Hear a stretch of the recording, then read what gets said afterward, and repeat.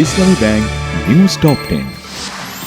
প্রধানমন্ত্রী তারেক রহমান বলেছেন, নির্বাচনী প্রতিশ্রুতি বাস্তবায়নে কাজ শুরু করেছে তার সরকার। বলেন, শান্তি ও নিরাপত্তা ফিরিয়ে আনাই অগ্রাধিকার।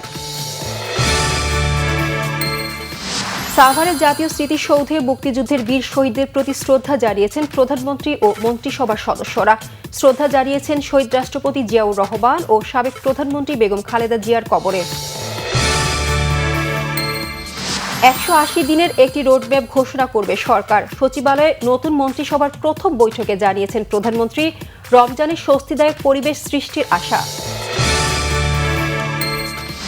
স্থানীয় সরকার মন্ত্রণালয়ের দায়িত্বপ্রাপ্ত মন্ত্রী মির্জা ফখরুল ইসলাম আলমগীর বলেছেন, দ্রুত সময়ের মধ্যে স্থানীয় সরকারের নির্বাচন দেয়া হবে।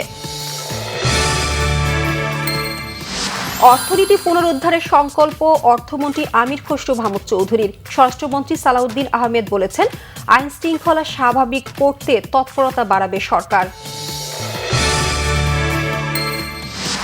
শিক্ষা ব্যবস্থার আমূল পরিবর্তনের আশ্বাস শিক্ষামন্ত্রী ডক্টর এহসানুল হক মিলনের। শিক্ষা ও সংস্কৃতির ক্ষেত্রে স্থিতিশীলতা ফেরাতে চান সংস্কৃতি মন্ত্রী নিতাই রায় চৌধুরী।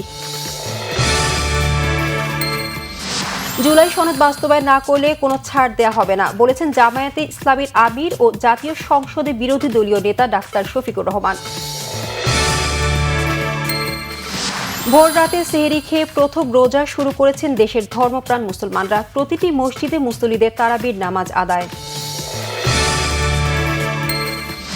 রোজার প্রথম দিন থেকে বন্ধ থাকছে সরকারি বেসরকারি প্রাথমিক ও মাধ্যমিক স্কুল।